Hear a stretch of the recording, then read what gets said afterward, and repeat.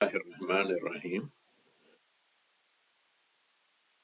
نبی اکرم صلی اللہ علیہ وسلم کے روز مبارک کی زیارت کے لیے سفر کرنا،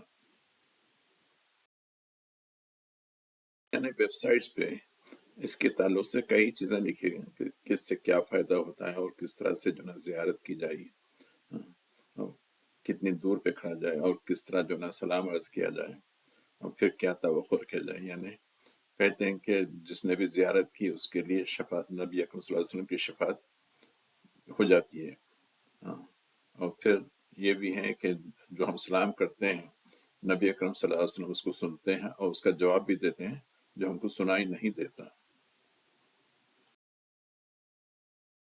کہ جب سفر شروع کرتے ہیں تو سفر کے لیے یعنی کیا وہ ہو، یعنی کس طرح تیاری کریں اور کس وہاں پہ جانے کے بعد کس طرح روزے مبارک کے پاس کس طرح کھڑے ہوں، کتنی دور پہ کھڑے ہوں یا کتنے سلام کریں اور کس طرح کھڑے ہیں، خشوع و خضوع کے ساتھ کھڑے ہیں۔ یہ بہت سی چیزیں لکھی ہیں، ہر ایک مولوی کچھ نہ کچھ کہہ رہا ہے، ہر ایک مولوی اور مفتی۔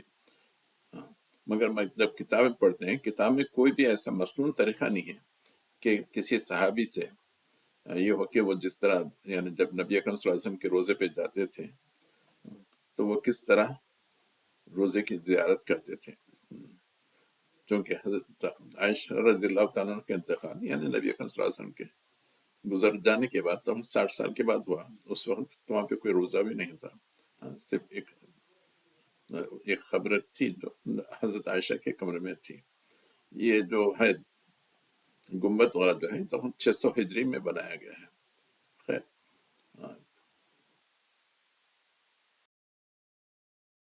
کہتے ہیں کہ حضرت عمر رضی اللہ تعالیٰ عنہ کے زمانے میں مسلمان فوج بیت المقدس گئی اور حضرت ابراہیم علیہ السلام کا جو روزہ ہے، جو خبر ہے، وہیں سے جو ہے نا صرف 40 میل کے دور پر الخلیل نامی شہر پر، جس کو اسرائیل میں آج ہیبرون کہتے ہیں، وہاں پر ہے۔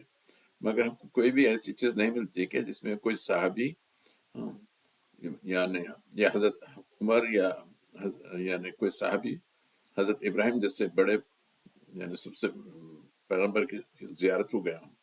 پھر مسلمان بہت سے دمشق بھی گئے تھے۔ دمشق میں جو ہے نا حضرت یحییٰ اور حضرت زکریا علیہ السلام کی خبریں ہیں۔ تو کسی صحابی سے ہم کو کوئی روایت نہیں ملتی کہ کسی نے وہاں پہ جا کے زیارت کی ہو۔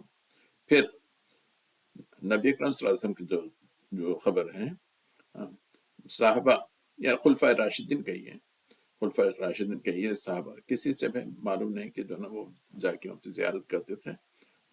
حتیٰ حضرت عائشہ رضی اللہ عنہ تو اسی کمرے میں تھے، ان کے بھانجے اور بھتیجے بھی آتے تھے، مگر کوئی روایت نہیں کہ کسی نے وہاں پہ کوئی زیارت کی ہو۔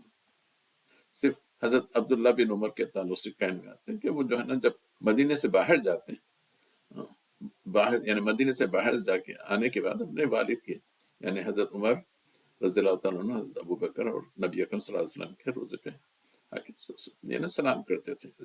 صرف ان سے ایک چیز وہ ہے۔